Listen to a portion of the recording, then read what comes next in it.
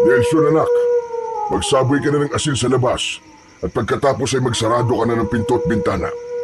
Malapit na ako matapos maghain dito ng hapunan natin. Sige po tay, gagawin ko na po. Hala, malapit na po palang magdilim. Agad na tumalima ang anak na binatilyo ni Manolo na si Nelson sa kanyang utos. Kinuha ni Nelson ang isang garapon ng asin sa kusina at saka ito lumabas. Habang tinatapos ni Manolo ang paghahain ng kanilang hapunan, ay nasa labas naman ng kanilang kubo si Nelson at nagsasaboy ng asin sa paligid ng kanilang bahay. Ang ganong gawain ay nakasanayan na hindi lang ni Manolo kundi maging ng maraming tao sa maliit na baryo ng San Ildefonso. Bago tuluyang kumagat ang dilim, ay nagsasaboy ng asin ang mga tao sa labas at paligid ng kani-kanilang mga bahay. Maraming taon na rin ang nakakalipas, simula ng isang aswang ang nagsimulang manalasa gabi-gabi sa baryo ni Manolo. Nung umpisa, inakala nila na tao ang pumapatay sa mga tao roon. Pero nang may nakakita na mismo sa aswang, ay doon na tumindi ang takot ng mga tao. Sa kasamaang palad, isa ang asawa ni Manolo na si Rosario na naging biktima ng aswang na yon. 10 taon pa lamang nun si Nelson at buntis pa si Rosario sa pangalawa nilang anak. Isang gabi, nagbanyo si Rosario habang mahimbing na natutulog sina Nelson at Manolo. Nakahiwalay ang banyo nila sa kanilang bahay, kaya kinailangan pa ni Rosario na lumabas. Nagising na lang si Manolo sa malakas na sigaw ni Rosario at nang lumabas siya ay doon niya nakita ang kalunos-lunos na sinapit ng kanyang asawa at ang ipinagbubuntis nito. Wakwak ang tiyan ni Rosario at naliligo ito sa sarili nitong dugo.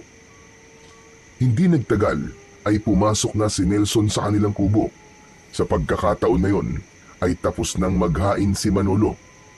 Adobong kangkong at pritong galunggong ang ulam nila ng gabing yon. Sasandok na sana ng kanin si Nelson pero napahinto ito nang tumikim si Manolo. Magdasal na muna tayo anak bago kumain. Ay, oo nga po pala. Ama naming nasa langit, maraming salamat po sa pagkain na pagsasaluhan namin ng aking anak ngayong gabi. Sana po ay protektahan niyo kami ngayong gabi at sa mga susunod pang gabi mula sa mga kampon ng kadiliman, lalo na po sa aswang. Maraming salamat po sa inyong mga pagpapala. Ang lahat po ng ito ay dinadalangin namin sa pangalan ni Jesus. Amen. Matapos ang maikling dasal, ay saka lang nagsimulang kumain ang mag-ama. Pareha silang nagkakamay at maganang kumain. Sa gitna ng kanilang pagkain ay biglang nagsalita si Nelson. Tay, hanggang kailan po tayo ganito? Anong ibig mong sabihin anak? Yung kinakailangan po na magsaboy po tayo ng asin bago po sumapit ang dilim. Hindi ko masasagot ang tanong mo na yan, Nelson. Hanggang buhay ang aswang na yon, ay ganito pa rin ang magiging buhay natin. Bakit po kasi wala pong maglakas ng loob na harapin yung aswang na yun, Tay? Mag-isa lang naman po siya, di ba? Nelson anak, huwag mong maliitin ang aswang na yon kahit mag-isa lang siya. Marami na ang sumubok na patayin siya, pero lahat ng sumubok ay kamatayan ang kinahantungan. Sa ngayon, wala na tayong ibang makakapitan, kundi ang pananampalataya natin sa Diyos. Nakakalungkot lang po kasi na inalisan kami ng aswang na yun ng karapatan upang maging bata. Dati po, nakakapaglaro pa kami kahit gabi na eh. Ngayon hindi na pwede. Tapos, hindi pa natin sigurado kung ligtas ba tayo kahit nasa loob tayo ng bahay. Gaya na lang po na nangyari kay nanay. Nelson, hindi ba ang sabi ko ay ayoko nang napag-uusapan ng tungkol sa nanay mo? Sige na, kumain ka na lang dyan. Sorry po, Tay. Napayuko si Nelson at nagpatuloy sa pagkain, habang si Manolo naman ay nangilid ang luha nang maalala ang nangyari sa kanyang asawa. 6 na taon na ang nakakaraan nang mamatay ang asawa niya sa kamay ng aswang, pero ang sugat sa puso niya ay sariwa pa rin hanggang ngayon. Hindi pa rin niya matanggap na sa ganoong kabrutal na matay ang kanyang asawa na si Rosario. May puot sa aswang na yon si Manolo, pero hindi niya hinahayaan na lamunin siya ng puot na yon. Alam niya na kung hahayaan niyang mamayani ang galit sa kanya, ay isa siya sa maglalakas ng loob na patayin ng aswang. Wala siyang laban sa ganoong nilalang at ayaw niyang mamatay at maiwan ng mag-isa si Nelson, lalo na't nangako siya sa libingan ng kanyang asawang si Rosario na gagawin niya ang lahat upang protektahan ang kanilang anak. Madaling sabihin para sa iba na umalis na lang sila sa San Ildefonso, ngunit karamihan sa mga tao ron ay isang kahig, isang tuka ang buhay, o hindi kaya naman ay walang ibang lugar na mapupuntahan. Kaya ang mga kagaya ni Manolo at Nelson na walang kakayahang umalis sa baryo nila ay ginagawa ang lahat upang manatili silang ligtas tuwing sasapit ang gabi. Nang sumunod na araw ay maagang nagising si Manolo. 4:00 pa lamang ng umaga ay nagluluto na siya ng almusal nila ni Nelson. Bakasyon sa paaralan, kaya hinahayaan lang niya na matulog ang kanyang anak. Bandang 5:00 ay tapos nang magluto ng almusal si Manolo. Gising na rin si Nelson, kaya sabay na silang kumain ng almusal. Tay, pwede po ba akong sumama sa inyo sa trabaho? Naiinip po kasi ako dito sa bahay. Pwede naman anak, basta wag kang pasaway dun ha. Kilala mo naman si Don Hilario. Pumapayag siya na isama namin ang mga anak namin, pero ayaw niya na nakakaabala sa trabaho. Kailan po ba ako naging pasaway? Gusto ko lang naman po kasi sa asyenda ni Don Hilario, kasi ang daming bunga ng mangga ron eh. Sige na, bilisan na natin ang pagkain. At dapat bago mag-6 ay nandun na tayo. Si Manolo ay isa sa mga magsasakang nagtatrabaho sa asyenda ni Don Hilario. Nag-aararo siya ng palay o hindi naman kaya ay nagtatanim ng mga gulay. Nang mabili noon ni Don Hilario ang napakalawak na bakanting lupa sa San Ildefonso, ay ginawa nito yung asyenda. Para sa mga taong nakatira sa baryong yun, ay malaking tulong ang ginawang yun ni Don Hilario dahil marami sa kanila ang nabigyan ng trabaho at isa na roon si Manolo. Matapos mag-almusal ay nag-asikaso na si Manolo para magtungo na sa asyenda ni Don Hilario. Maya-maya pa ay magkasama na silang naglakad ni Nelson papunta sa kanyang trabaho. Mataas na ang sikat ng araw nang makarating sina Manolo sa malawak na asyenda ni Don Hilario. Agad siyang nagtungo sa palayan, dala ang kanyang karit habang ang iba'y abala naman sa kani-kanilang mga gawain. Tumutulo ang pawis mula sa kanyang noo habang hinahawanan niya ang damo sa gilid ng pilapil. Samantala si Nelson ay abala sa paglalaro sa gilid ng palayan. Tumatakbo-takbo ito at nagpapaanod ng dahon sa kanal. Habang lumilipas ang oras, si Manolo ay unti-unti nang nakakaramdam ng pagod, ngunit wala sa isip niya ang magpahinga dahil kapag nakita siya ni Don Hilario na nagpapahinga, ay paniguradong mapaparusahan siya nito o hindi naman kaya ay tatanggalin sa trabaho kagaya ng ibang trabahador na wala na sa asyenda. Napahinto ang lahat sa pagtatrabaho nang dumating si Don Hilario na sakay ng isang kabayo. Nang hilakbot si Manolo nang makita niya na may isang lalaki ang nakatali ng lubid ang mga kamay habang hila-hila ng kabayo. Baka sa mukha ng lalaki ang hirap at may mga latay ito ng latigo sa braso at sa binti. Bumaba si Don Hilario sa kabayo. Matangkad ito at may matipunong pangangatawan.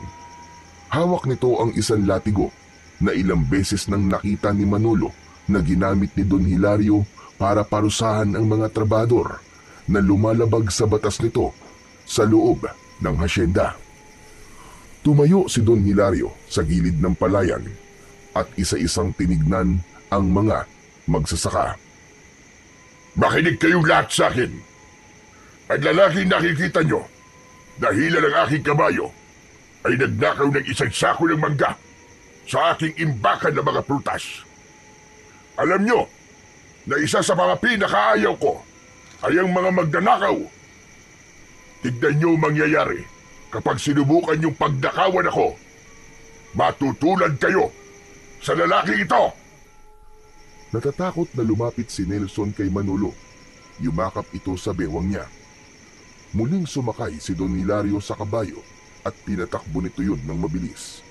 Habang ang lalaking nakatali doon ay pilit na sumasabay sa pagtakbo ng kabayo kahit nangihina na. Sa kasamaang palad ay nadapa ang lalaki at tuluyan na itong kinaladkad ng kabayo papalayo. Tay, nakakaawa naman po yung lalaki. Hindi niyo po ba pipigilan si Don Hilario? Anak, walang kahit na sino dito ang may lakas ng loob na salungatin si Don Hilario. Dito sa loob ng asyenda, siya ang batas. Para po palang aswang si Don Hilario, tay. Parehas po silang kinakatakutan at walang naglalakas na loob na labanan siya. Kaya nga anak, huwag kang pasaway. Sige na, bumalik ka na sa paglalaro mo at huwag kang lalayo ha. Huwag ka rin magpupunta sa manggahan at baka mapag-initan ka pa ni Don Hilario kapag nakita ka niya. Marahang tumango si Nelson at bumalik na ito sa paglalaro habang ang kanyang tatay na si Manolo naman ay itinuloy na ang kanyang pagtatrabaho. Ngunit kahit abala siya sa kanyang ginagawa ay hindi maalis-alis sa isip niya ang imahe ng lalaki na kinakaladkad ng kabayo ni Don Hilario. Para sa kanya ay hindi yun makatao pero wala naman siyang magagawa kundi ang manahimik na lamang at magkunwaring walang nakikitang karahasan upang hindi mawala ang trabahong bumubuhay sa kanilang mag-ama. Pagsapit ng 5:00 ng hapon ay huminto na sina Manolo sa pagtatrabaho. Sa dami ng ginawa nila sa maghapon ay ramdam na ramdam niya talaga ang pagod at tila hinahapo pa siya. Pag-alis niya sa palayan ay patakbong lumapit sa kanya si Nelson at hinawakan siya sa kamay. Ay, salamat naman, makakauwi na tayo, tay. Tay, ayos lang po ba kayo? Aba, parang namumutla po kayo. Huwag kang mag-alala. Ayos lang ako anak. Kailangan ko lang magpahinga. Tara na, umuwi na tayo. Nakakaisang hakbang pa lamang si Manolo nang napahawak siya sa kanyang dibdib dahil may naramdaman siyang pananakit sa kanyang puso. Napangiwi siya sa sobrang sakit. Nanlamig ang buong katawan niya at bahagyang nanlabo ang kanyang paningin. Tay! Tay, ano po nangyayari sa inyo?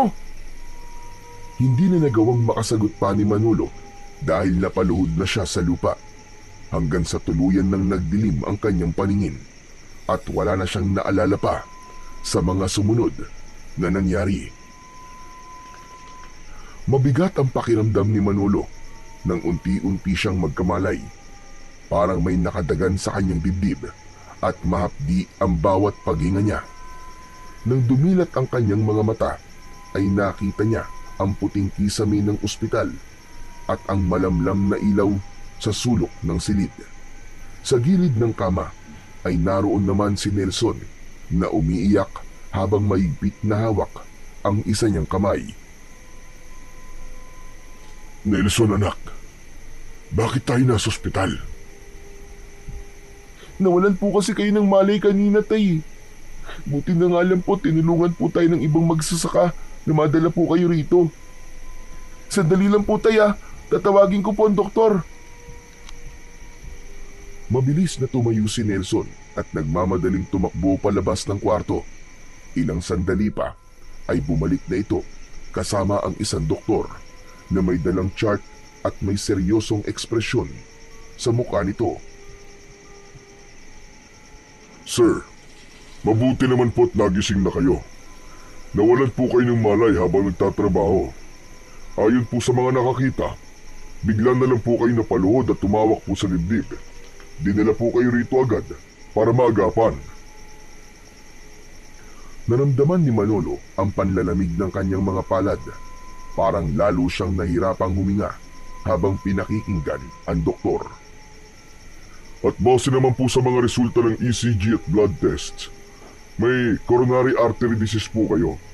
Isa sa mga ugat na nagbibigay ng dugo sa puso nyo ay halos barado na. Kaya po kayo inatake. Huwag po kayo mag-alala, pero sa ngayon po, ligtas na po kayo. Pero posibleng maulit ito kung hindi po maagapan. Sabihin niyo po, doktor, kailangan ho ba ako maoperahan? Opo, kailangan niyo po sumailalim sa isang bypass surgery sa lalong madaling panahon. Dahil kung hindi, maaaring lumala po ang kondisyon niyo at magdulot ng mas matinding atake sa puso. Mga magkano po ang kakailanganin para sa operasyon? Ang buong proseso, kasama na ang pre-op test at mismong operasyon, ay aabot po ng humigit kumulang 1 milyong piso. Pero maaari po kayong kausapin ng social worker namin para sa posibleng tulong kung kinakailangan. Parang gumuho ang mundo ni Manolo. Umalingaw-ngaw sa kanya ang perang kinakailangan niya para siya ay maoperahan. Tinignan niya ang anak niyang si Nelson na muling napayuko habang pinupunasan ang luha sa pisngi. Makalipas ang ilang araw na nasa ospital, ay nakauwi na rin sa wakas si Manolo. Maigpit na ibinili ng doktor na iwasan muna niya ang mabibigat na gawain, ngunit alam niya na imposible yon dahil kailangan niyang magtrabaho sa asyenda ni Don Hilario. Isa pa, nalaman niya na si Don Hilario ang nagbayad ng bills niya sa ilang araw na siya ay nasa ospital. Sinabi nito na ibabawas nito yon kada sahod sa kanya. Kaya aminado si Manolo na wala siyang karapatan na magpahinga at kailangan na kagad niyang bumalik sa pagtatrabaho kung ayaw niyang magutom sila ng kanyang anak na si Nelson. Isang umaga, nagising si Manolo na may nakahanda ng almusal sa mesa. Labi siyang natuwa dahil maagang nagising si Nelson para ito na ang magluto. Nang maupo siya, ay ipinagtimpla pa siya nito ng kape. Hindi nagtagal ay sabay na silang kumain na mag-ama. Tay, paano po pala yung pampa-opera nyo? Saan po tayo kukuha ng ganong kalaking pera? Sa totoo lang anak, hindi ko pa rin alam. Siguro hihingi ako ng tulong sa gobyerno. Ayaw niyo po ba kay Don Hilario humingi ng tulong, Tay? Sigurado po ko, yung 1 milyon po ay barya lamang po sa kanya. Hindi anak. Mahirap humingi ng tulong sa kanya. Palaging may kapalit. Kung uutang naman ako sa kanya, malamang ay magiging malaki ang tubo nun. Baka patay na ako hindi pa rin ako tapos magbayad sa kanya. Pero tay, ang sabi po ng doktor kailangan niyo pong maoperahan sa lalong madaling panahon. Tapos, babalik po kagad kayo sa pagtatrabaho. Baka mapagod po ulit kayo tay at atakihin na naman po kayo. Nelson anak, alam mong hindi ako pwede magpahinga ng matagal. Magugutom tayong dalawa. Isa pa, kaya ko naman Hindi na lang ako masyado magpapagod sa bukid. Parang ang hirap naman pong paniwalaan na hindi po kayo magpapagod sa bukid, tay. Ang bibigat po ng ginagawa nyo rin Ano po kaya kung ako po muna ang pumalit sa inyo sa trabaho? Mariing umiling si Manolo. Ramdam niya kung gaano kagusto ni Nelson na tulungan siya, pero ayaw niyang sa edad nito ay mamumulat agad ito sa pagtatrabaho. Binatilyo pa ang anak niya at ang gusto niya ay sa pag-aaral ito nakatutok. Nelson anak, alam kong gusto mo akong tulungan, pero ako ang haligi ng tahanan na ito. Kaya ako ang dapat na magtrabaho at hindi ikaw. Ang dapat na ginagawa mo ay nag-aaral at naglalaro. Ayokong magaya ka sa akin na sa murang edad pa lang ay nagbabanat na ng buto.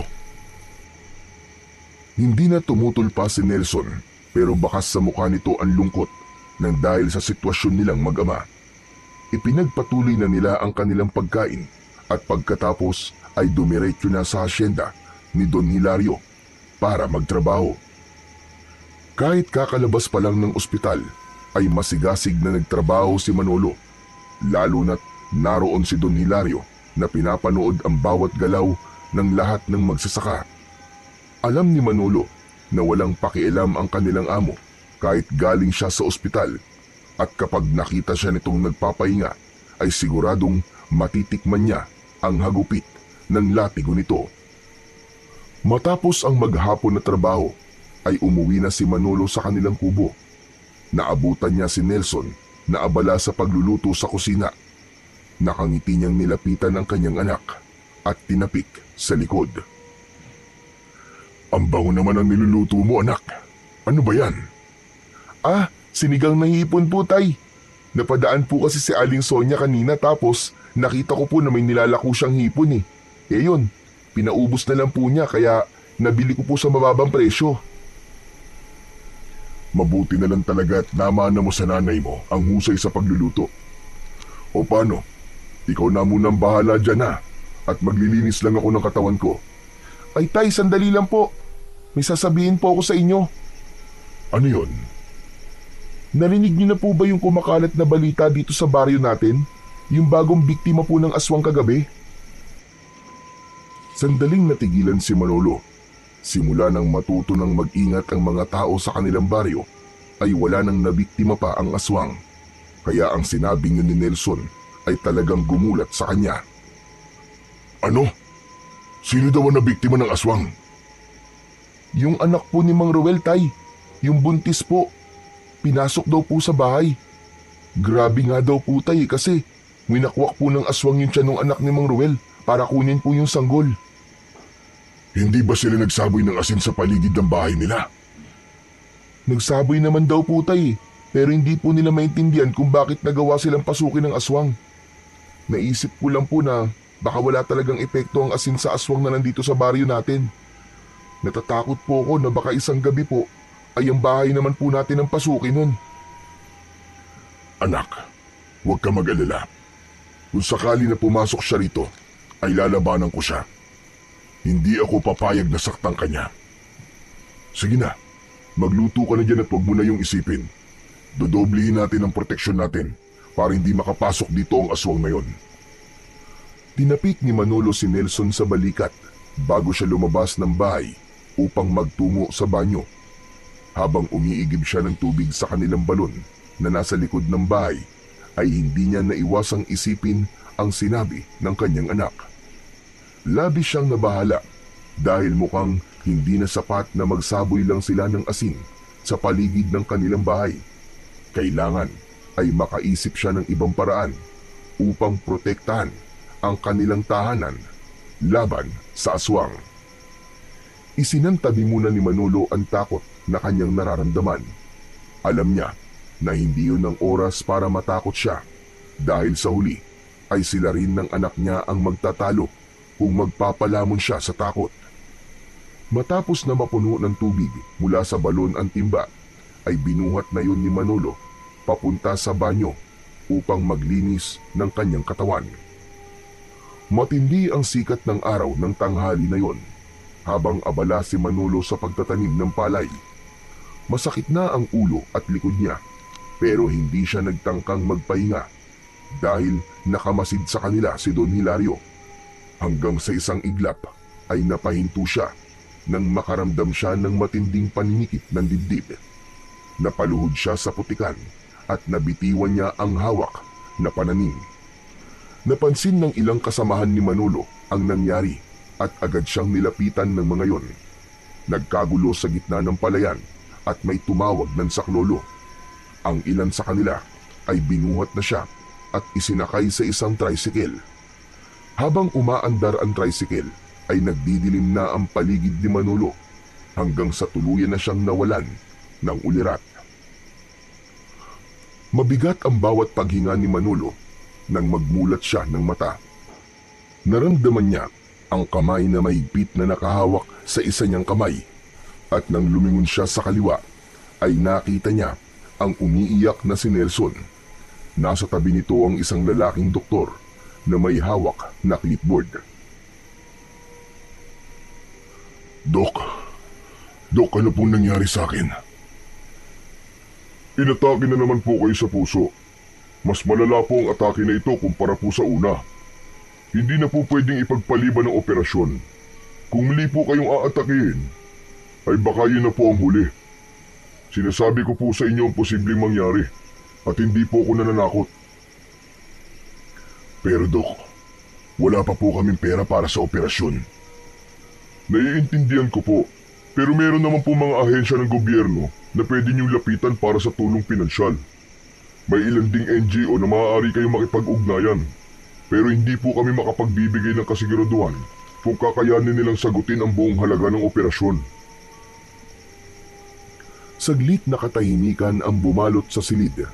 Hindi nagtagal ay nagpaalam na ang doktor at naiwan sa silid na yon sina Manolo at Nelson. Tay, kailangan na po natin gumawa ng paraan para maoperahan na po kayo kagad. Ako na po ang bahalang lumapit kay Mayor. Anak, ang totoo'y kinausap ko na si Mayor. Ang sabi niya, ang kaya niya lang daw sagutin ay ang gamot ko matapos ang operasyon. Ano pong gagawin natin ngayon, Tay? Ang sabi po ng doktor, kailangan na po kayong maoperahan. Huwag ka mag-alala. May awa ang Diyos, anak. Hindi niya tayo pababayaan. Ang totoo ay sinabi lang yun ni Manolo para hindi na mag-alala at mag-isip pa ang kanyang anak. Ayaw niya na sa edad nito na yun ay magkakaroon na ito ng ganong kalaking problema. Kaya hanggat maaari ay nais niyang suluhin ang lahat ng alalahanin nila. Labis ang awang naramdaman ni Nelson para sa kanyang ama. Nais niya itong tulungan na maoperahan na dahil ayaw na niyang hintayin pa na muli itong atakihin sa puso. Nawalan na siya ng ina at hindi siya papayag na mawalan pa siya ng ama. Kaya habang nasa ospital pa si Manolo ay isang ideya ang kanyang naisip. Isang gabi ay nagtungo siya sa asyenda ni Don Hilario. Pumatok siya sa pinto ng malaki nitong bahay at isang kasambahay ang nagbukas noon. Agad na sinabi ni Nelson sa kasambahay na nais niyang makausap si Don Hilario para sa isang importanteng bagay. Nagpakilala rin siya bilang anak ng isa sa mga trabahador sa asyenda. Umakyat ang kasambahay sa ikalawang palapag ng bahay habang nanatili naman sa labas si Nelson. Kinakabahan siya at nagdadasal na sana ay hayaan siya ni Don Hilario na makausap ito. Ang plano niya ay humingi ng tulong kay Don Hilario. Kung kinakailangan na mangutang siya rito ay gagawin niya. Desperado na talaga siyang makakuha ng pera para sa pampaopera ng kanyang ama. Hindi nagtagal ay bumalik na ang kasambahay at anito ay pumayag si Don Hilario na makausap ni Nelson. Inihatid siya ng kasambahay sa kwarto ni Don Hilario. Naabutan niya si Don Hilario na nagbibilang ng napakaraming pera sa ibabaw ng kama at inilalagay nito yon sa isang itim na bag. Nakatayo si Nelson sa bungad ng pinto at hindi niya alam kung lalapit ba siya rito o hindi. Ano pang tinatayo-tayo mo dyan? Lumapit ka na rito na makapag-usap tayo na maayos. Napapitlag si Nelson at agad siyang lumapit kay Don Hilario. Hindi man lang siya nito tinapunan ng tingin at patuloy lang ito sa pagbibilang ng pera. Hindi ba ikaw si Nelson, yung anak ni Manolo? Ako nga po, Don Hilario. Ano't gusto mo akong makausap? Magbabayad na ba kayo ng utang niyo sa akin? Don Hilario, hindi pa po eh. Iba po ang dahilan kung bakit po ako nandito. Don Hilario, ihingi po sana ako ng tulong sa inyo para pampaopera po ni tatay. Kailangan po kasi namin ng 1 milyong piso para maoperahan na siya eh. Alam ko po na nakakahiya itong ginagawa ko pero desperado na po kasi talaga akong madugtungan ng buhay ni tatay. Sandaling huminto si Don Hilario sa pagbibilang ng pera at tinapunan nito ng malamig na tingin si Nelson. Mabuti naman at alam mo nakakahiya itong ginagawa mo. May utang pa nga kayo sa akin dahil ako nagbayad sa ospital nung unang itinakbo ang tatay mo doon. Tapos ngayon, uutang na naman kayo. Saan kayo kumukuha ng kapal ng mukha, ha? Don Hilario, parang awa niyo na po.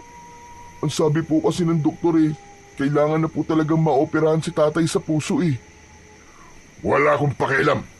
At wala akong pakialam kahit mamatay pa ang tatay mo. Dahil madali lamang siyang palitan. Saka 1,000,000 piso talaga. Anong palagay mo sa perang yon, ha? Pinipitas lang sa puno? At paano niyo naman mababayaran ng 1,000,000 piso kung sakaling pahiramin ko kayo? Tutulungan ko po magtrabaho si tatay dito sa asyenda. Nakikiusap po ko sa inyo. Pahiramin niyo na po kami ng pera. Nagsasayang ka lamang ng oras mo dito, Nelson. Mabuti pa, mamalimos ka na lang doon at manghingi ng kahit na piso. Pero sa akin, wala na kayong makukuha. Sige na, makakaalis ka na. Alis! Napakagat si Nelson sa labi niya. Nais pa niya sanang pilitin si Don Hilario na pahiramin sila ng pera, ngunit nakita niya ang latigo nito na nakasabit sa dingding. Tumakbo sa isip niya na baka kung magpupumilit siya ay saktan siya nito gamit ang latigo, kagaya ng ginawa nito sa mga tauhan nito na nagkakamali. Sige po, aalis na po ako. Maraming salamat na yun po. Aalis na sana si Nelson pero napako ang mga mata niya sa perang binibilang ni Don Hilario. Sa dami nun ay parabang higit pa yun sa 1,000,000 piso. Nang tignan siya ni Don Hilario ng masama ay napayuko siya at tuluyan na siyang lumabas ng silid. Nang isarado niya ang pinto ay sandali siyang natigilan. Hindi nawala sa isip niya ang perang binibilang ni Don Hilario at naisip niya na kung makukuha niya yon ay meron na siyang pampaopera sa kanyang ama. Alam ni Nelson na mali ang magnakaw at kung sakali ay yun ang unang beses na gagawin niya ang bagay na yun. Pero inisip niya na may magandang dahilan naman ang pagnanakaw na gagawin niya at yun ang magiging daan upang madugtungan ang buhay ng kanyang ama. Kaya imbis na lumabas ng bahay ni Don Hilario, ay inisa-isa niya ang mga pinto sa ikalawang palapag. Isang pinto ang hindi nakalak at dun pumasok si Nelson. Napagtanto niya na ang silid na napuntahan niya ay library dahil sa dami ng aklat na naroroon.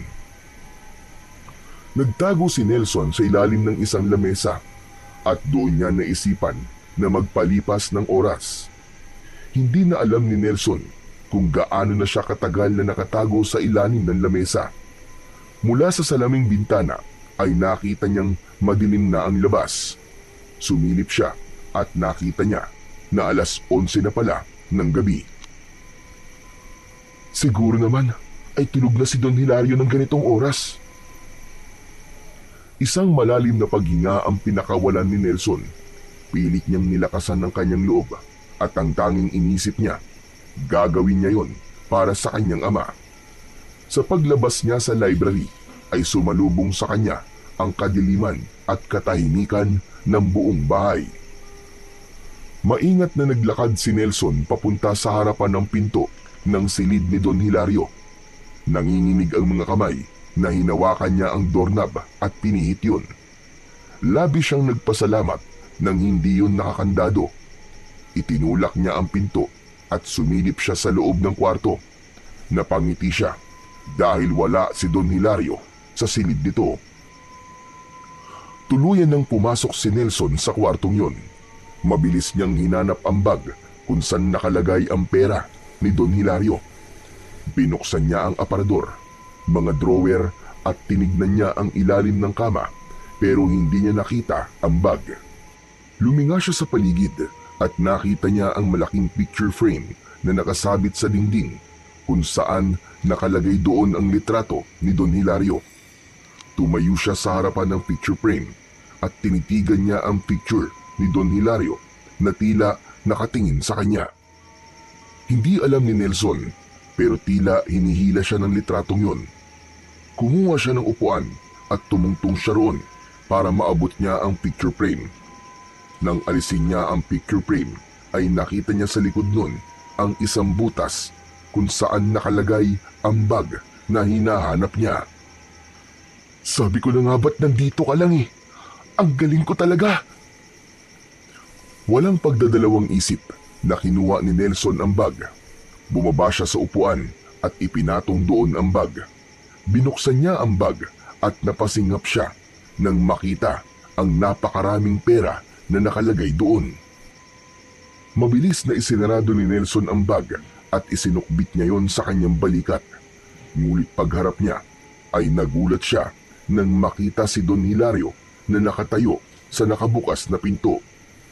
Marahang naglakad si Don Hilario palapit kay Nelson. Bumilis ang tibok ng puso ni Nelson dahil sa takot. Sinasabi ko na nga ba, at iba ang tingin mo sa mga pera ko kanina. Ang bata-bata mo pa lang, pero magnanakaw ka na. Don Hilario, patawarin niyo po ako. Ginawa ko lang naman po ito para iligtas po ang tatay ko. Parang awa niyo na po, huwag niyo po akong sasaktan. Maigpit na hinawakan ni Don Hilario ang braso ni Nelson at kinuha nito ang bag, sabay tapo nun sa ibabaw ng kama. Nanlilisik ang mga matang tinignan siya nito. Sa tingin mo ba bata, ay may magagawa yung pagmamakaawa mo sa akin? Hindi mo pa yata alam ang ginagawa ko sa mga nagnanakaw sa akin. Alam ko po, Don Hilario.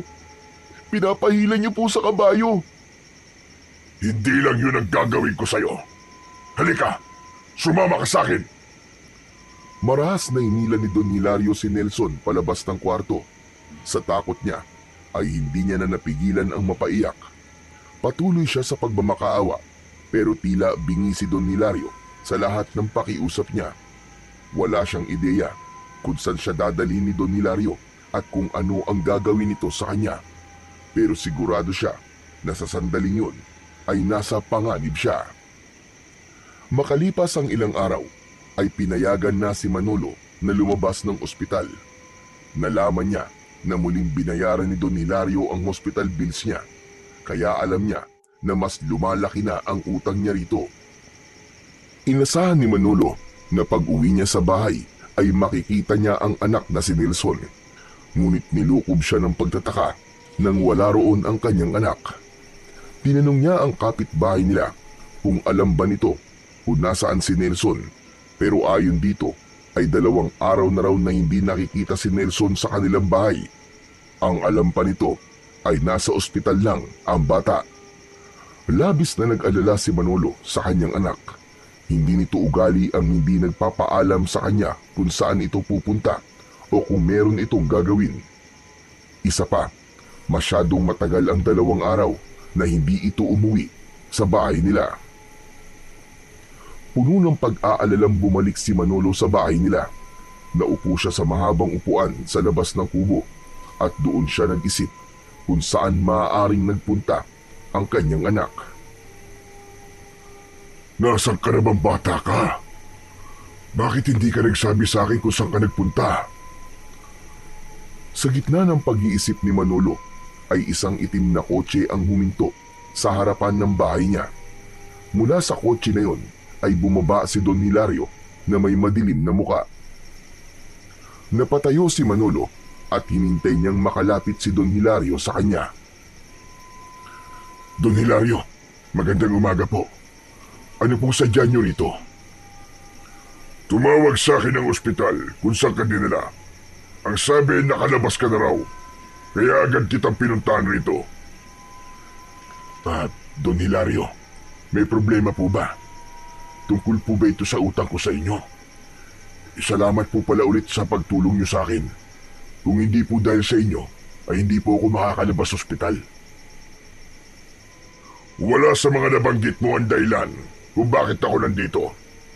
Siguro ay alam mo nang nawawala ang anak mong si Nelson. Napatda si Manolo sa narinig. Nanlamig siya dahil wala siyang ideya kung paanong nalaman ni Don Hilario na nawawala ang anak niya. Sa dami ng ginagawa ni Don Hilario, alam niyang wala na itong oras sa mga nangyayari sa baryo nila.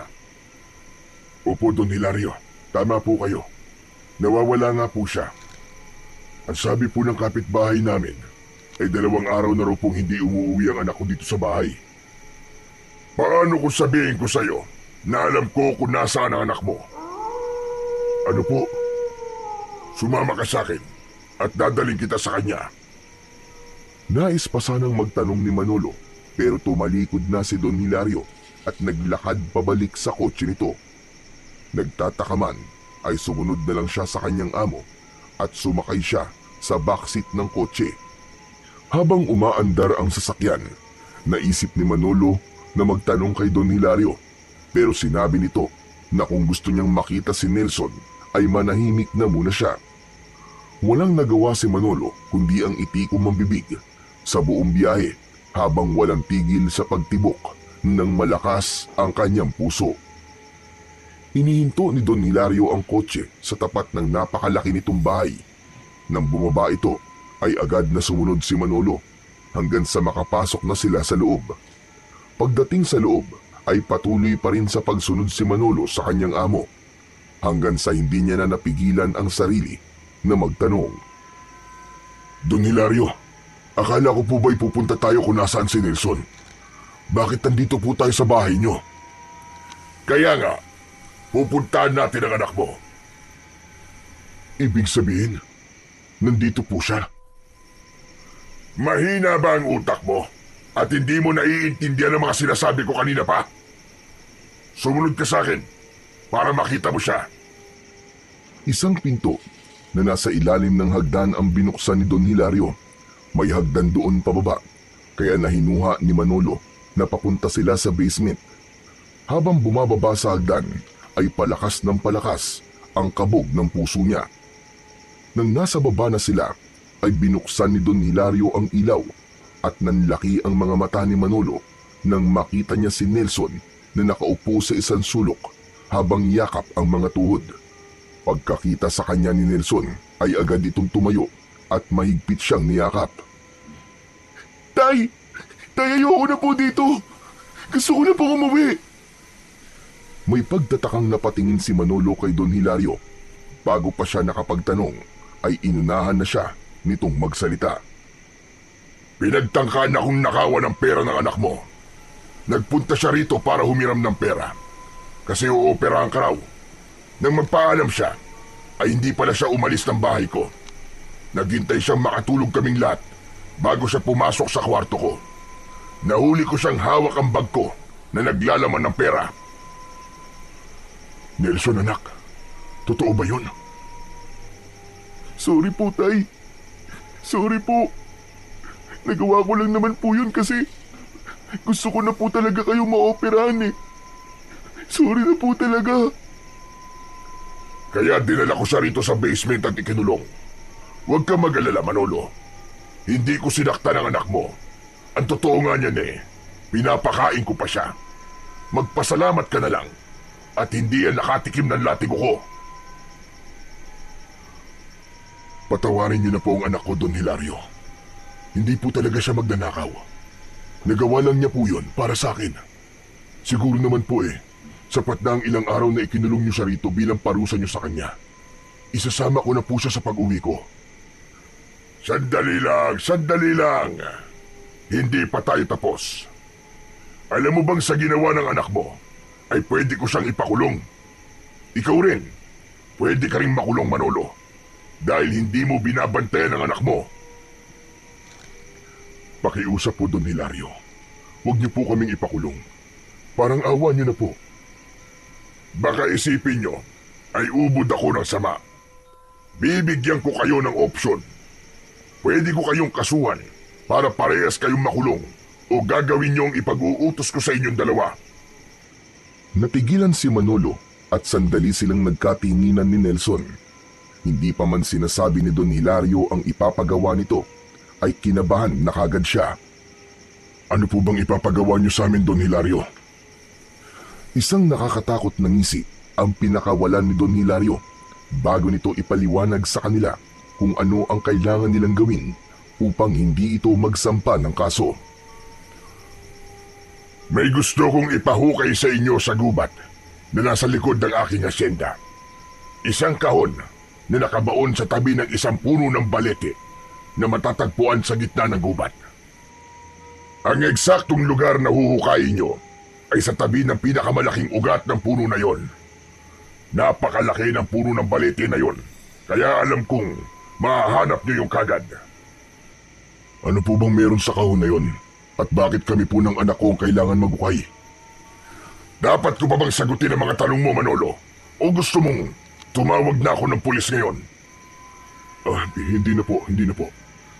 Sige po, pumapayag na po kami. Hukayin po namin ang kahon na sinasabi nyo.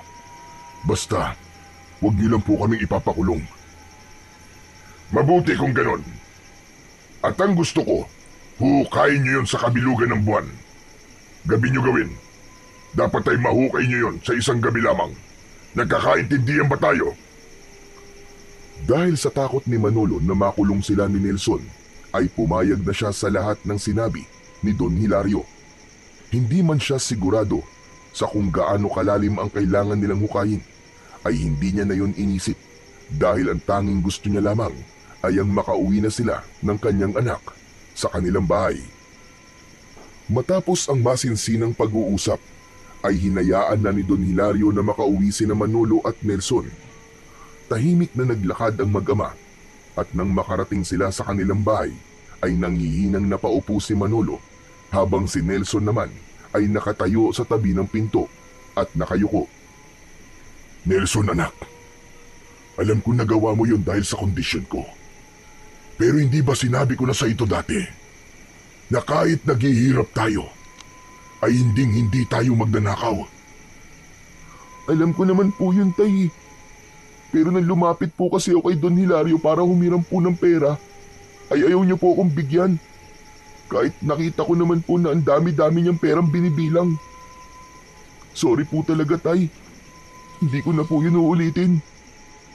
Hindi na talaga dapat. Dahil talagang magagalit na ako sa iyo. Mabuti na lang at hindi tayo ipinakulong ni Don Hilario. Pero tay, gagawin ba talaga natin yung sinabi ni Don Hilario na may huhukayin tayong kahon sa gubat? May pagpipilian pa ba tayo, anak? Mabuti nga't yun lamang ang pinagawa niya sa atin eh. Pero bakit po kaya niya yun ipapahukay sa atin? Wala rin akong ideya, anak. Huwag ka na magtanong sa akin kasi wala rin ako maisasagot sa iyo. Tumayo si Manolo. Lumapit siya sa kalendaryo na nakasabit sa dingding at nalaman niya na sa darating na Biyernes ang kabilugan ng buwan. May 2 araw pa sila para maghanda ni Nelson. Gaya ng anak niya ay wala rin siyang alam kung bakit kabilugan ng buwan kailangan nilang hukayin ng kahon na sinasabi ni Don Hilario.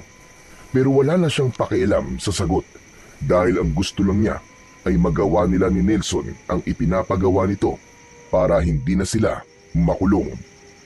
Sa lumipas na 2 araw ay patuloy na nagtrabaho si Manolo sa asyenda habang si Nelson naman ay nananatili sa bahay nila at hindi na ito sumasama sa kanya sa trabaho.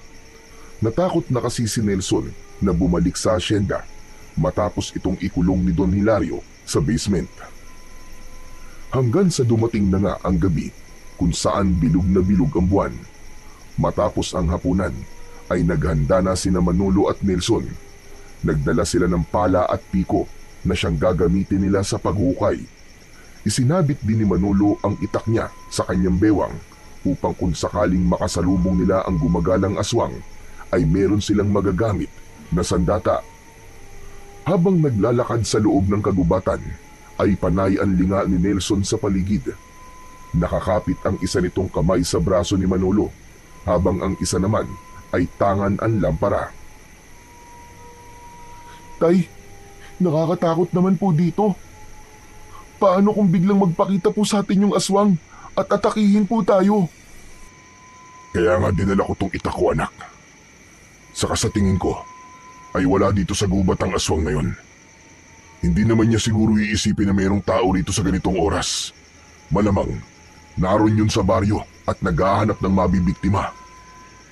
Sa bagay, tama ka naman po sa sinabi niyo, Tay. Nagpatuloy na sa paglalakad ang mag-ama. Kahit paano ay kabisado ni Manolo ang gubat na yon. Nung bata pa kasi siya, ay madalas silang maglaro doon at alam niya ang malaking puno ng balete na sinabi ni Don Hilario.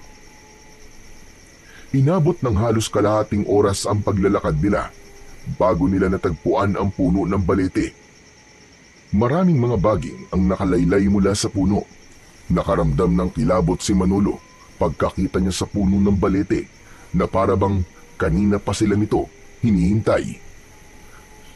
Tay, talaga bang gagawin natin to? Hindi po ba ang sabi po ng mga matatanda tirahan po ng kapre at engkanto ang puno ng balete? Baka naman po, magambala po natin sila at kung ano po ang gawin nila sa atin. Hihingi na tayo kagad ng paumanin sa kanila para sigurado, anak. Naglakad sila palapit sa puno at agad na hinanap ni Manolo ang pinakamalaking ugat. Nang makita niya yon, ay tumingala siya sa puno ng balete.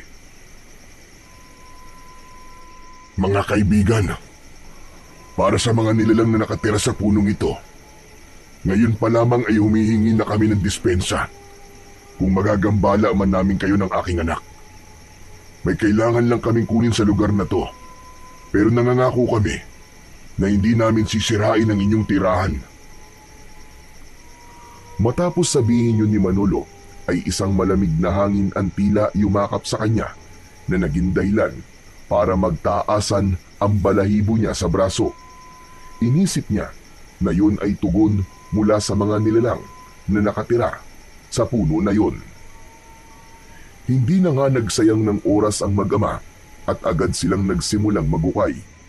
Binungkal muna ni Manolo ang lupa gamit ang piko, habang si Nelson naman ang nag-uukay ng lupa gamit ang pala. Napansin ni Manolo na panay ang linga ni Nelson sa paligid at napapahinto ito sa tuwing may naririnig silang huni ng hayop sa kung saan o hindi kaya ay kaluskos. Tay, narinig niyo po ba yun? Ano kaya yun? Huwag mong pansinin ang mga naririnig mo. Basta, mag-focus ka lang sa pag-uukay. Makalipas ang ilang oras nang walang tigil na pag-uukay, ay biglang may tinamaan na kung anong matigas na bagay ang piko ni Manolo. Nang sandaling yun, ay halos umabot na sa bewang niya ang lalim ng hukay na kanilang nagawa. Agad nilang hinukay ng mas mabilis ang bahagi ng lupa na yon, at doon na nga nila nakita ang isang kahon na gawa sa isang matibay na klase ng kahoy. Si Manolo ang kumuha ng kahon na halos kasing laki lamang ng lalagyan ng pambisig na relo, at matiim niya yung tinignan. Nagkatinginan ang mag-ama na parehong habol ang paghinga, ngunit bakas ang tuwa sa kanilang mga muka. Yun na po ba yung kahon na sinasabi ni Don Hilario, Tay? Sa tingin ko, ay ito na nga yun, anak. Makakauwi na tayo. Ay, salamat naman. Ang sakit na po kasi ng likod at kamay ko sa kakahukay. Agad na iniligpit ni Manolo ang mga gamit nila at naglakad na sila palabas ng gubat. Nang makauwi na sila, ay ipinatong ni Manolo ang kahon sa ibabaw ng lamesa kung saan sila kumakain. Magkasabay na umupo ang mag-ama at parehas nilang tinignan ang kahon. Tay, ano po kayang laman ng kahon na yan? Buksan po kaya natin? Hindi natin pwedeng buksan yan, Nelson. Hindi sa atin yan. Masama ang makialam ng gamit ng may gamit. Baka nakakalimutan mo na sa ganyan ka napahamak. Sa tingin ko naman po, Tay, hindi po malalaman ni Don Hilario kung titignan man natin yan. Kahit silip lang po. Hindi ba po ba pwede? Hindi pwede. Ang mabuti pa ay maglinis na tayo ng katawan tapos matulog na tayo. Napakamot na lang si Nelson sa likod ng kanyang ulo. Nang lumabas si Mando ng bahay ay sumunod ito sa kanya. Sa likod ng kanilang bahay ay sabay silang naglinis ng kanilang katawan sa tabi ng balon.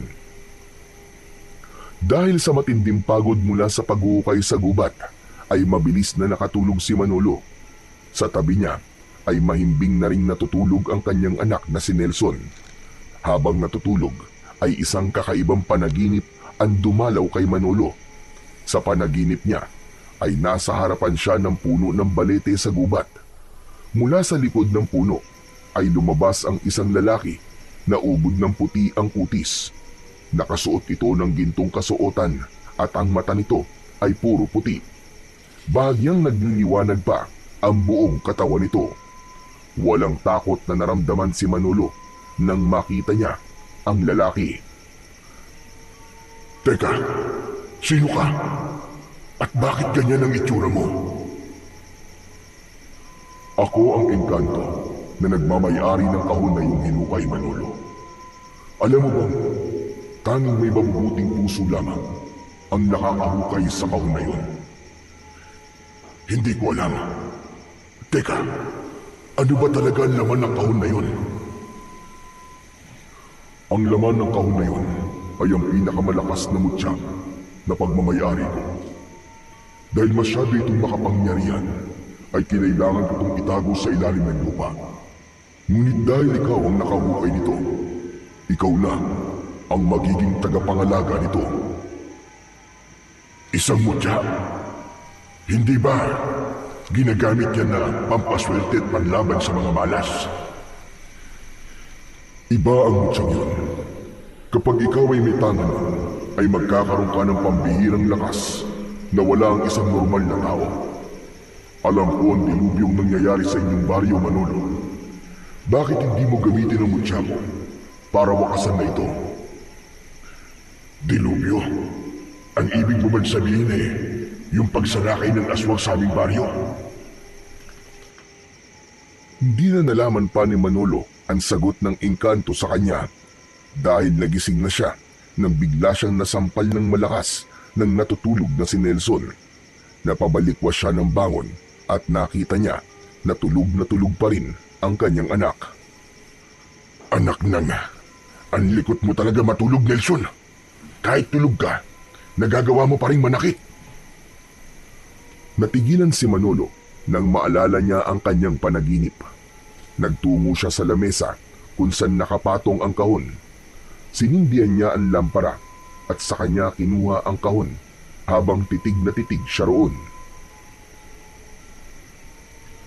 Totoo kaya yung sinabi ng engkanto sa panaginip ko na ang laman ng kahon na ito ay isang mutya na pwedeng tumapos sa pagsalakay ng aswang dito sa aming baryo?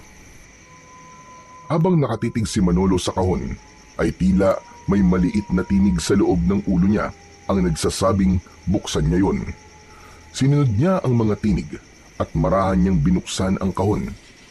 Napanganga siya nang makita ang isang kwintas na may palawit na puting bato na kumikinang dahil sa liwanag na nagmumula sa lampara. Nang hawakan ni Manolo ang puting bato, ay may naramdaman siyang parang maliliit na boltahe ng kuryente na mabilis na dumaloy sa buong katawan niya. Bumilis ang tibok ng kanyang puso at naging maluwag ang kanyang paghinga. Namamanghang tinignan niya ang kwintas at isinuot niya yon. Lumingalinga siya sa paligid dahil may mga narinig siyang mga taong nag-uusap.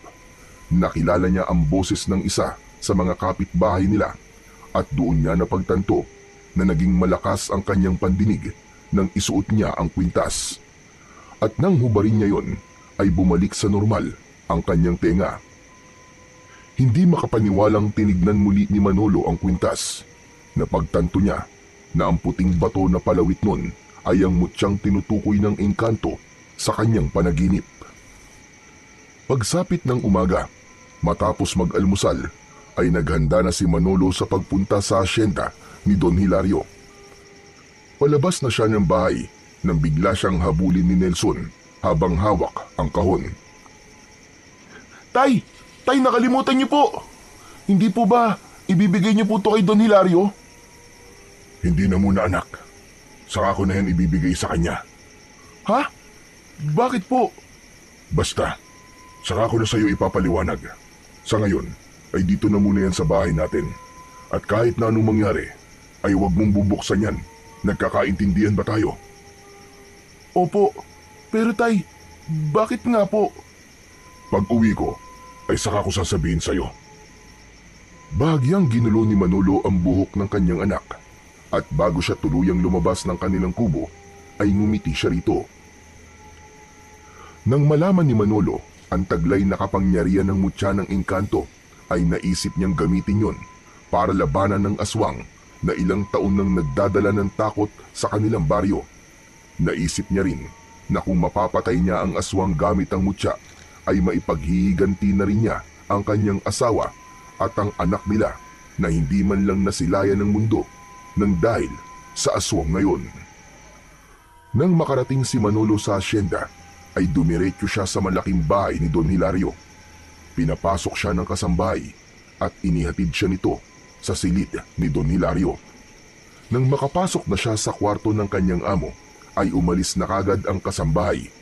Isinarado ni Manolo ang pinto at lumapit siya kay Don Hilario na nasa balkonahe at umiinom ng kape. Nakatalikod dito sa gawin niya at nakatanaw sa malawak nitong lupain. Magandang umaga po sa inyo, Don Hilario. Malaki ang ngiti na humarap si Don Hilario at ipinatong nito ang kape sa ibabaw ng lamesa. Sigurado kong magiging maganda ang umaga ko dahil sa dala mo. Nasaan na ang kahon, Manolo? Akin na. Yun nga po sasabihin ko sa inyo. Nang magukay po kami ni Nelson kagabi sa may tabi ng puno ng balete, ay wala po kami nakuwang kahon. Inabot na nga po kami ng umaga sa pag-uukay. Nawala ang ngiti ni Don Hilario sa sinabing yun ni Manolo at nanlisik ang mga mata nito. Anong sinabi mo? Sigurado ba kayo na sa tamang lugar kayo nagukay? Opo, sigurado po kami. Nagukay po kami sa tabi ng pinakamalaking ugat ng puno ng balete. Kung sa tamang lugar kayo nagukay, imposibleng wala kayong makuwang kahon. Bakit ba sa inyo ko pa yung pinagawa eh? Eh mga tanga pala kayong mag-ama. Pwede naman po kami magukay ulit mamayang gabi. Susubukan po ulit namin. Tuwing bilog ang buwan lang pwedeng hukayin ng kahon na yun, Manolo. Sinayang nyo lang ang pagkakataon. Kung ganun po, Don Hilario, sa susunod po na pagbilog ng buwan po ulit kami maghuhukay. Nangangako po ako na makukuha na po namin ang kahon. At kung hindi pa rin po namin makukuha yon, ay handa na po kami na ipakulong nyo. Mabuti, at ikaw na rin na nagsabi niyan. Talagang ipakukulong ko kayong dalawa ng anak mo. Kapag sa susunod na pagbilog ng buwan, ay hindi nyo pa rin nakukuha ang kahon na yon. Sige na, umalis ka na sa harapan ko. Sinisira mo lamang ang araw ko. Pasensya na po ulit, Don Hilario. Bahagyang yumukod si Manolo sa kanyang amo bago siya lumabas ng kwarto nito. Ramdam na ramdam niya ang galit ni Don Hilario pero wala siyang pinagsisisihan sa kanyang ginawa. Aminado rin siya na hindi tamang nagsinungaling siya pero ginawa lang naman niya yon dahil naniniwala siya na kailangan muna niyang gamitin ang mutya para labanan niya ang aswang. Matapos ang maghapon na pagtatrabaho sa asyenda, ay umuwi na si Manolo sa bahay. Nakita niya sa labas si Nelson na nakikipaglaro ng patintero. Pagkakita nito sa kanya, ay huminto na ito sa paglalaro at sumabay na sa kanya sa pag-uwi. Pagpasok nila sa bahay nila, ay nakita niya ang kahon na nakapatong pa rin sa lamesa. Anak, hindi mo ba binuksan ang kahon na to habang wala ako? Hindi po tay, tulad po ng bilin nyo. Nagsasabi ka ba ng totoo? Oo naman po, kahit isumpa ko pa po sa kaluluwa ni nanay. Matamang tinignan ni Manolo si Nelson at nakita niya sa mga mata nito na nagsasabi ng totoo ang bata. Tay, pwede niyo na po bang sabihin sa akin kung bakit hindi niyo po yan ibinigay kay Don Hilario? Hindi po ba siya nagalit sa inyo nang sabihin niyo po na hindi mo na yan ibibigay sa kanya? Hindi ko sinabing nakuha na natin, anak. Ang sabi ko ay susubukan nating hukayin ulit ang kahon sa susunod na kabilugan ng buwan. Hala, ibig sabihin po nagsinungaling po kayo sa kanya? Hindi po ba sabi niyo po sa akin masama po magsinungaling? Hindi sa pagkakataon na ito, Nelson. Kailangan ko ang mutya na nasa loob ng kahon para labanan ng aswang. Ano po, Tay? Mutya? Mutya po ang laman ng kahon na yan? Ibig sabihin, binuksan niyo po ang kahon? Akala ko po ba, hindi natin yan pwedeng buksan? Magpapaliwanag ako sa iyo.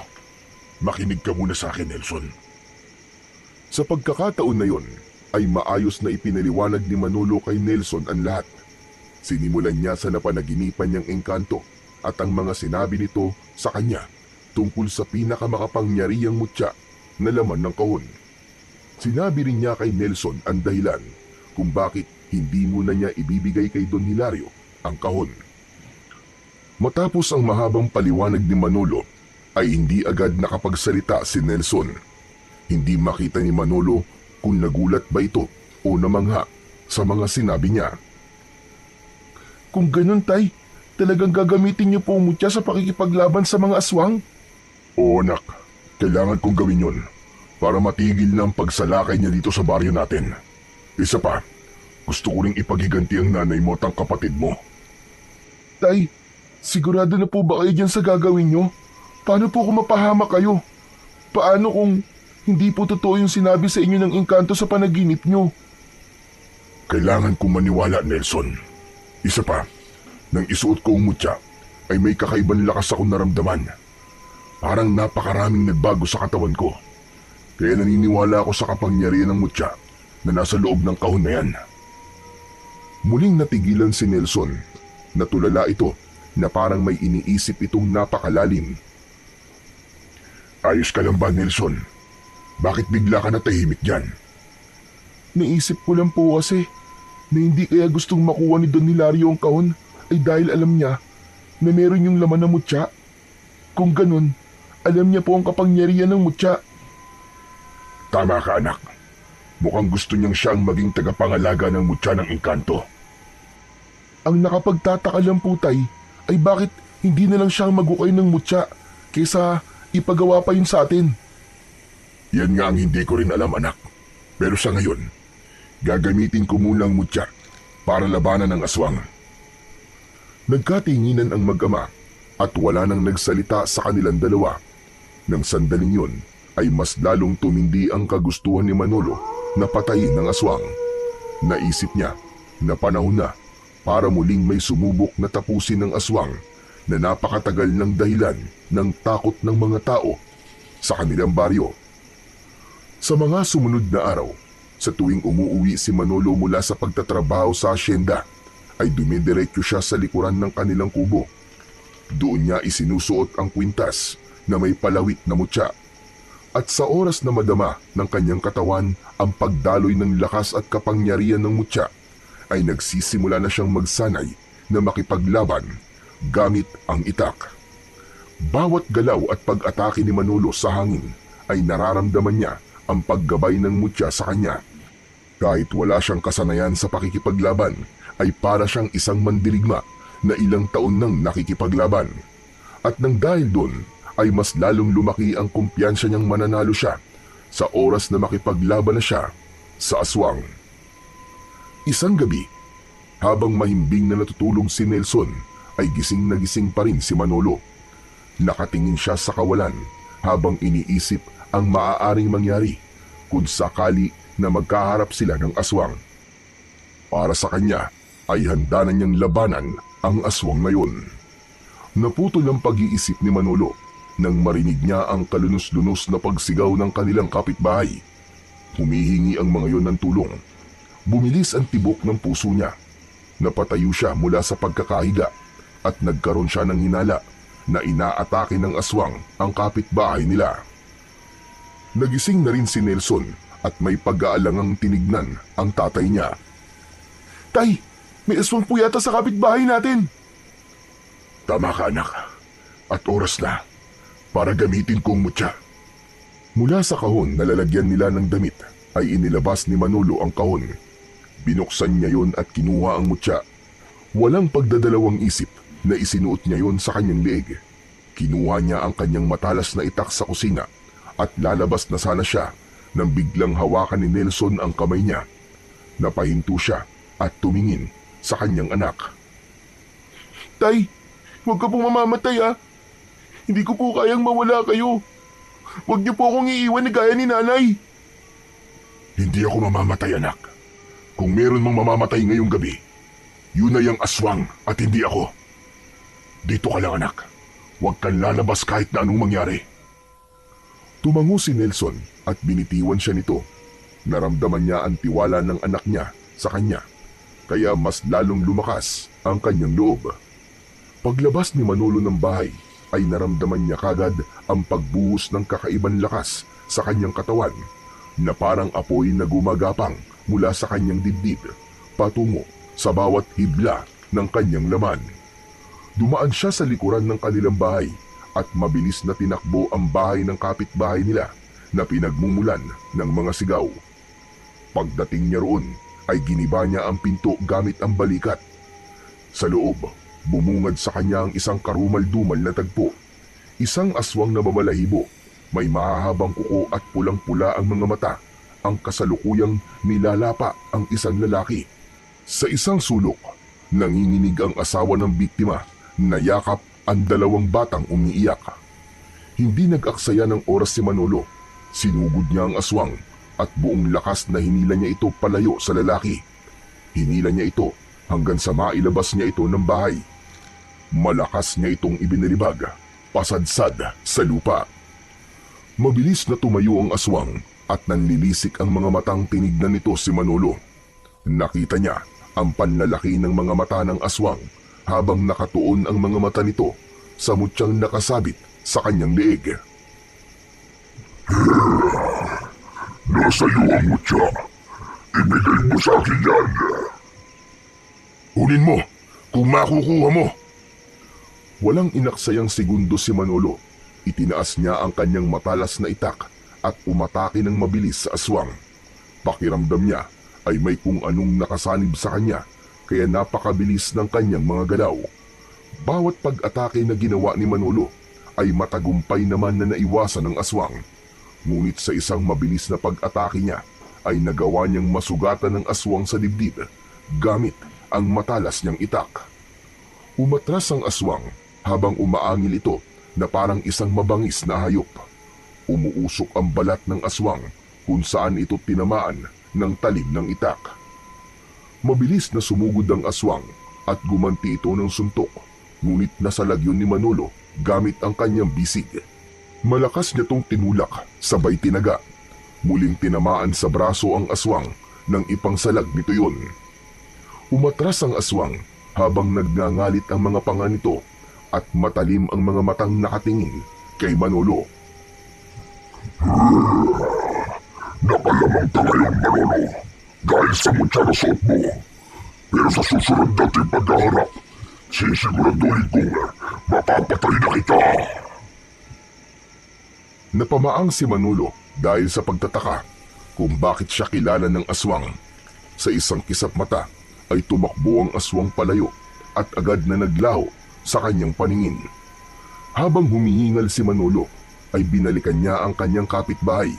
Nang makita niya na buhay pa ang lalaking nilapa ng aswang ay agad siyang tumawag ng tulong upang madala ang lalaki sa ospital. Matapos yun ay bumalik na siya sa bahay nila at naabutan niya si Nelson na nakaluhod sa altar habang nagdadasal. Nang maramdaman ni Nelson ang presensya niya ay agad itong tumayo at sinugod siya ng maigpit na yakap. Tay! Tay, buhay ka! Salamat sa Diyos! Panginoon, salamat po! Ano bang akala mo? Mamamatay ako? Hindi naman po, Tay. Siyempre, natatakot din po ako para sa inyo kasi aswang po ang kalaban nyo eh. Ano po pala nangyari, Tay? Napatay niyo po ba yung aswang? Hindi, anak. Hindi ko siya napatay. Nakataka siya na masugatan ko siya. Pero ang pinagtataka ko ay kung bakit niya ako kilala at alam niya na kaya ako malakas ay dahil sa mutya. Tinawag niya ako sa pangalan ko. Natigilan si Nelson at nahulog ito sa malalim na pag-iisip. Hindi nagtagal ay tumingin ito sa kanya habang nanlalaki ang mga mata. Tay, hindi po kaya taga rito lang po sa atin yung aswang na yun? Baka sa umaga po ay tao siya at sa gabi nagiging aswang siya. Naisip ko lang po na baka isa siya sa mga kakilala niyo rito sa baryo, kaya alam niya po ang pangalan niyo. Ang talino mo talaga, anak. Manang-mana ka talaga sa akin. Siyempre naman po, Tay. Sayang naman po ang pagpapaaral niyo sa akin kung hindi ko po gagamitin ang utak ko. Pero anak, sino sa mga kakilala ko ang aswang? Sa dami ng kakilala ko rito sa baryo, mahihirapan tayong matukoy kung sino sa kanila ang aswang. Yan po ang problema natin ngayon, Tay. Sa tingin ko po kasi ay mas magiging madali kung alam natin kung sino ang aswang dito sa baryo natin. Ang lamang lang po niya sa inyo ngayon ay kilala niya kayo, Tay. Natahimik ang mag-ama na pagtanto ni Manolo na tama ang kanyang anak. Habang nag-iisip ay hindi siya makapaniwala sa posibilidad na isa sa mga kakilala niya sa kanilang baryo ang aswang na ilang taon nang nananalasa sa baryo nila at pumatay sa kanyang asawa't anak. Nangako siya sa kanyang sarili na kahit sino pa ang aswang ay papatayin niya pa rin ito. Dahil sa dami ng buhay na kinuha nito sa mga nakalipas na taon, naniniwala siyang kamatayan ang nararapat na kaparusahan para dito. Simula nang magkaroon si Manolo at Nelson ng hinala na maaaring isa sa mga kakilala ni Manolo ang aswang na umatake sa kapitbahay nila, ay naging mas mapagmatsyag si Manolo sa bawat taong kanyang nakakasalamuha. Sinimulan niyang obserbahan ang kilos ng bawat kasamahan niya sa trabaho, ang mga tingin, mga galaw at kung paano makisalamuha sa iba. Lahat ng yun ay matama niyang pinag-aralan, ngunit sa bawat araw na lumilipas ay wala siyang nakitang senyales ng pagkakaiba ng mga ito at lahat ay tila ordinaryong tao lamang. Kaya naman, nanatiling palaisipan sa kanilang mag-ama kung sino ang nilalang na may alam ng kanyang pangalan at ang tungkol sa suot ng mutya. Isang hapon, pagod na umuwi si Manolo mula sa pagtatrabaho. Umupo siya kagad at napansin niya si Nelson na abala sa kusina. Naamoy niya ang niluluto nitong adobo. Nang makita siya ni Nelson, ay lumapit kagad ito sa kanya. Tay, mukhang pagod na pagod po kayo ah. Sinabi mo pa. Paano? Bukod sa pagtatrabaho, ay isa-isa ko pang minamatyagan ng mga katrabaho ko. Pero wala talaga akong makitang kakaiba sa kanila, anak, para masabi ko na siya ang aswang. Ako nga rin po, Tay. Nagmamatsyag din po ako sa mga tao dito sa baryo. Pero wala akong makita na pwedeng maging aswang. Mga mukhang aswang meron po. Pero yung literal na aswang talaga, wala po eh. Ikaw talagang bata ka. Hindi bali, anak. Sa oras na muling umatake yung aswang, ay haharapin ko na lang ulit siya at sisiguraduhin ko na sa oras na yon ay mapapatay ko na siya. Pero Tay, hindi niyo po ba naisip na baka gamitin niya po ang lamang niya sa inyo? Nakilala niya po kayo? Hindi agad nakapagsalita si Manolo sa sinabi ng kanyang anak. Kung hindi pa yung sinabi ni Nelson, ay hindi niya mapagtatanto na posible nga yung mangyari. Maaaring saktan ng aswang si Nelson dahil sa alam ng aswang kung sino ang mahal niya sa buhay. Sa posibilidad na yon ay mas tumindi ang kaba ni Manolo at napagtanto niya na kailangan nilang mag-ingat na mag-ama. Sa gitna ng pag-uusap nila ay nakarinig sila ng ugong ng sasakyan sa labas ng kanilang bahay. Sabay silang napatingin sa nakabukas na pinto at mula roon ay nakita ni Manolo ang isang pamilyar na sasakyan. Bumaba doon si Don Hilario at matikas na naglakad palapit sa bahay ni Manolo. Abatay, si Don Hilario yun ah. Ano po kayang kailangan niya? Lumabas si Manolo at sinalubong si Don Hilario. Magandang hapon po sa inyo, Don Hilario. Manolo, pwede ba tayo mag-usap sa loob?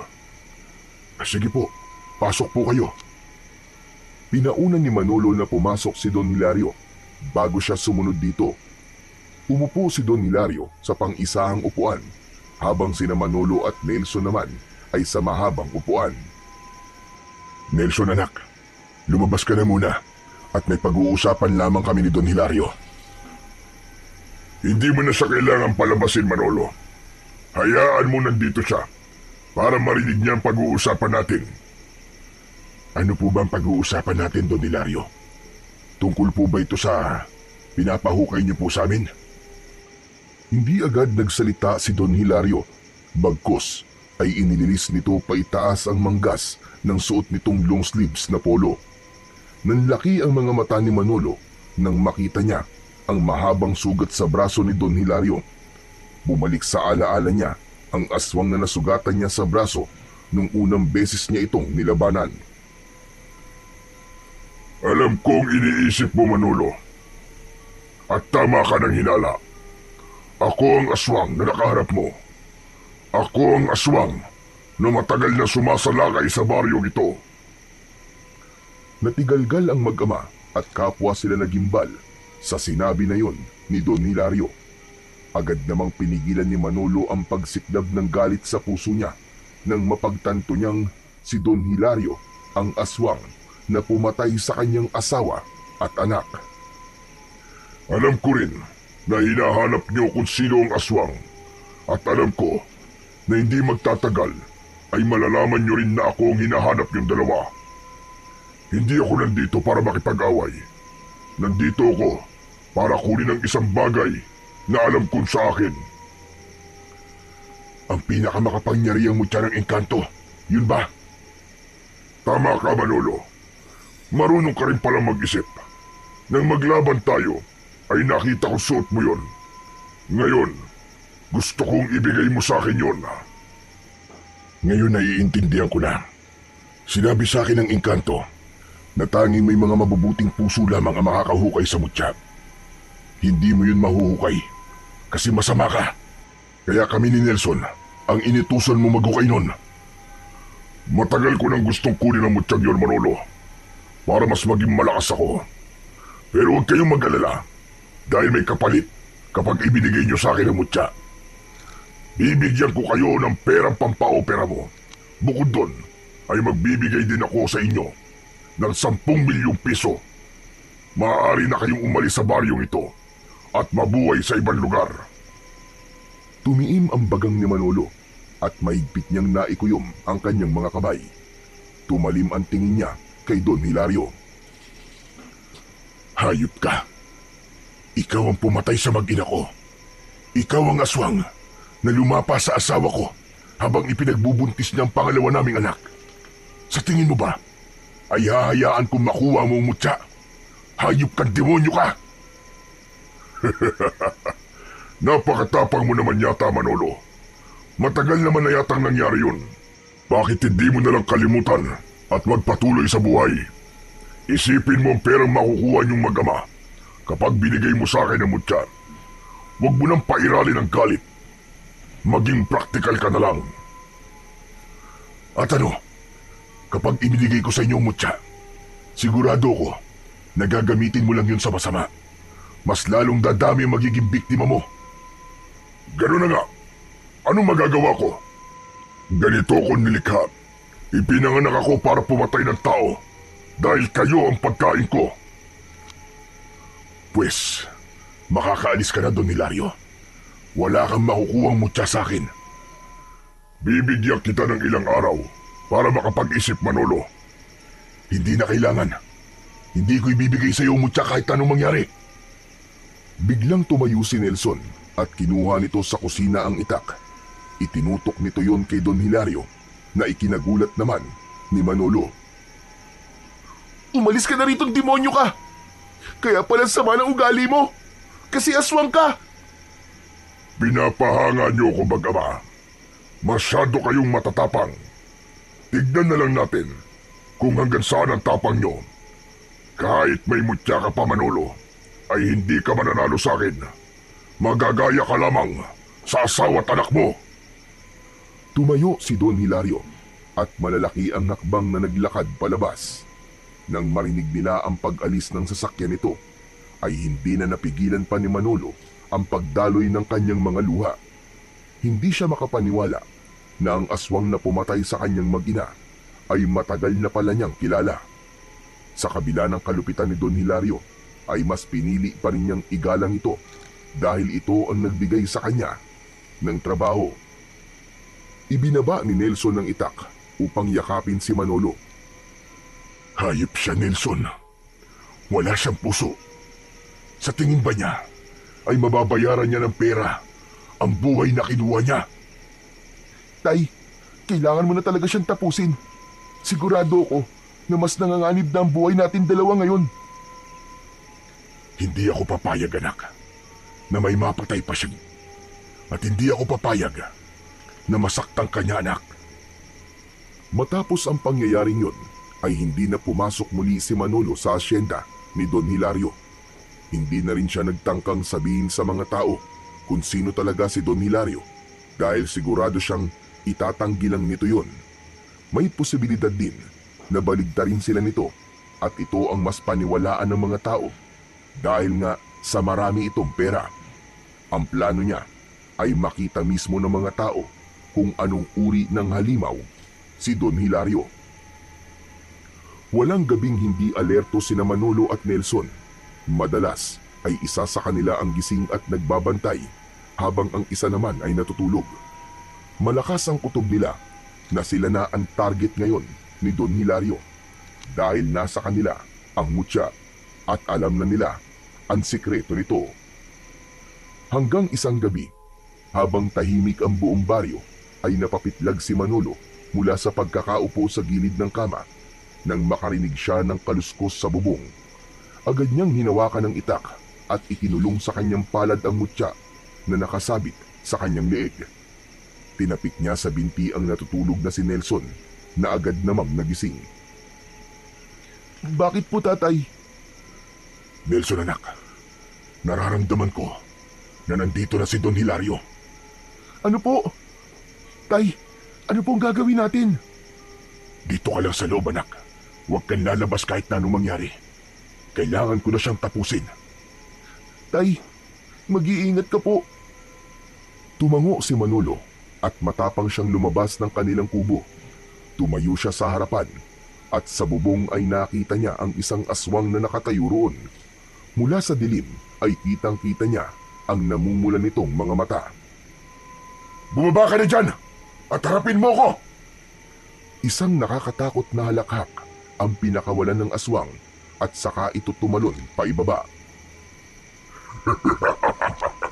Bibigyan pa kita ng isang pagkakataon, Manolo. Ibigay mo sa akin ang mutya at hahayaan ko kayo mabuhay na magkama. Masyado kang makulit, aswang ka. Ilang beses ko man dapat sabihin sa'yo na wala akong balak na ibigay sa'yo ang mutyang ito.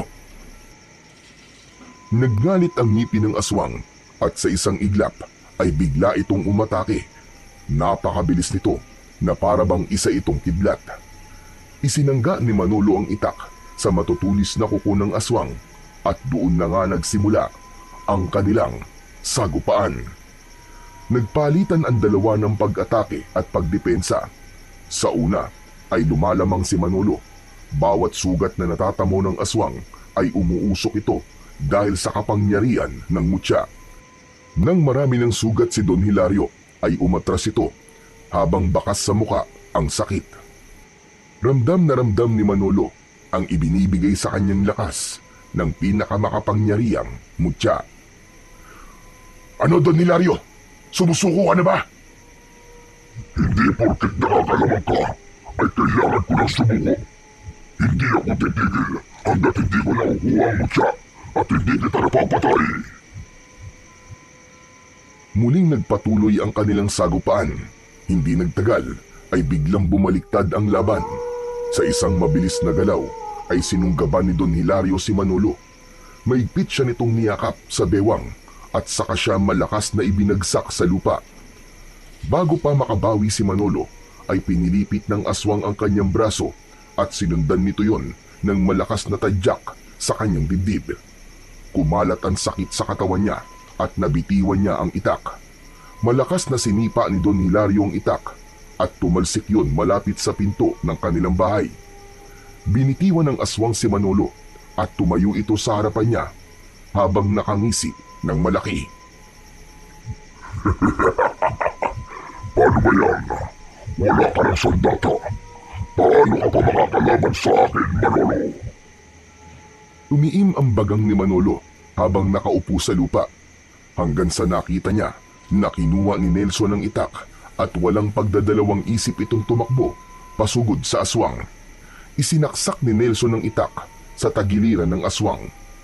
Napaluhod ang aswang habang hawak ang tagiliran. Tay! Ang itak niyo po! Ibinato ni Nelson ang itak kay Manolo. Matagumpay naman yun na nasa loob at agad siyang tumayo sa harapan ng nakaluhod na aswang. Nakalimutan mo yatang dalawa kaming kalaban mo. Hindi na hinintay ni Manolo na makapagsalita ang aswang at buong puwersa niyang tinaga ito sa liig. Sa lalim ng sugat na nilikha ng pagtaga niya ay halos humiwalay na ang ulo ng aswang sa katawan nito. Duguan at walang buhay na bumagsak ang katawan ng aswang sa lupa. Masayang lumapit si Nelson kay Manolo at nagyakap silang dalawa. Ang galing mo, Tay! Napatay niyo na po ang aswang! Talo na sana ako, anak eh. Kung hindi mo lamang ako tinulungan. Maraming salamat, anak. Siyempre naman po, hindi ko po kayo pwedeng pabayaan, no? Tatay ko po kayo eh. Salamat, anak. Sa wakas, naipaghiganti na rin natin ang nanay at kapatid mo. Pati na rin ang mga taong pinatay ng hayop na Don Hilario na yan.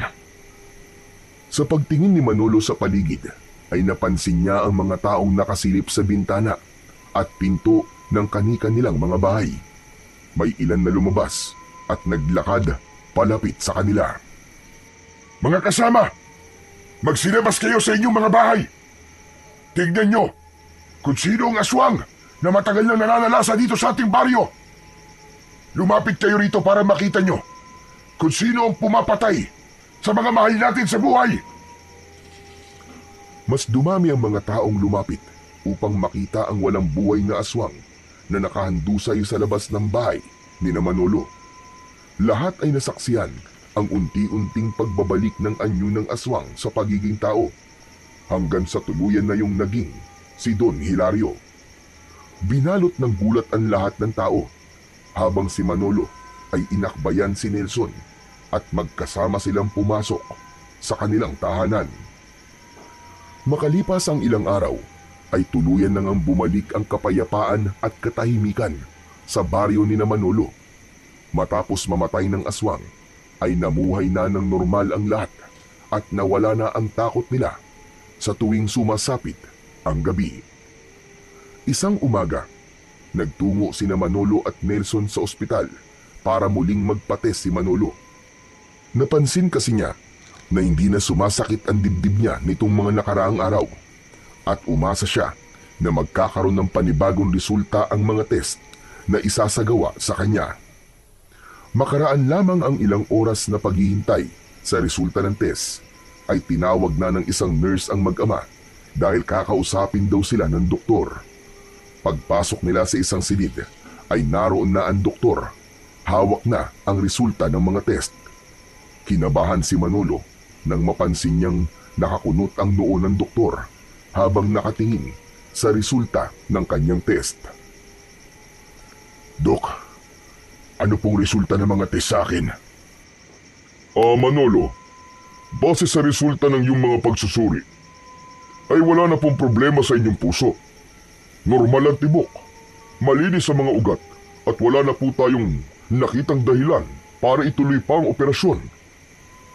Napatingin si Manolo kay Nelson at kapwa may pagtataka ang kanilang mga muka.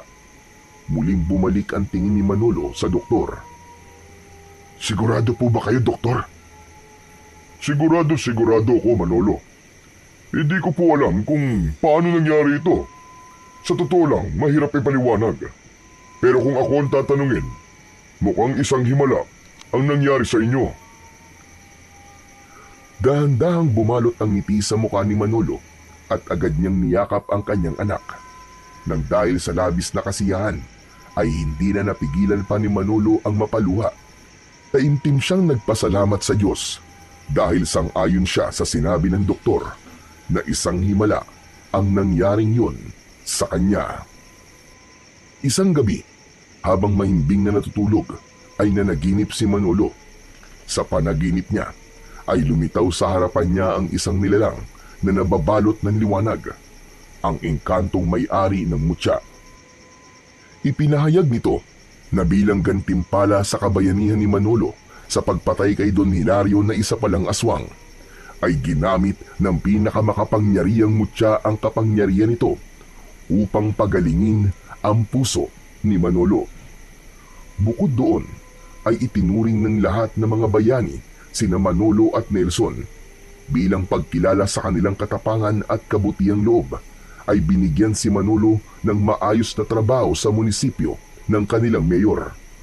Si Nelson naman ay pinagkalooban ng isang full scholarship hanggang sa kolehiyo ng isang kilalang universidad sa lungsod. Ilang linggo makalipas ang lahat, bumalik sina Manolo at Nelson sa gubat. Bitbit nila ang mutyang nakalagay sa kahon. Muli nilang ibinaon sa tabi ng puno ng balete ang kahon na yon. Tay, sigurado ka ba na ibabalik na natin sa engkantong yun ng mutya? Oo anak, tapos na ang tungkulin ng mutya sa baryo natin. Kaya kailangan na nitong muling magpahinga. Pero tay, paano po kung sumalakay ulit ang mga aswang? Wala nang aswang nasasalakay sa baryo natin anak. At kung sakali mang meron, sigurado ko anak, nagagawa ng paraan ng engkanto para mapunta ang mutya sa susunod na karapat-dapat. Ginulo ni Manolo ang buhok ni Nelson at sabay silang naglakad palabas sa gubat.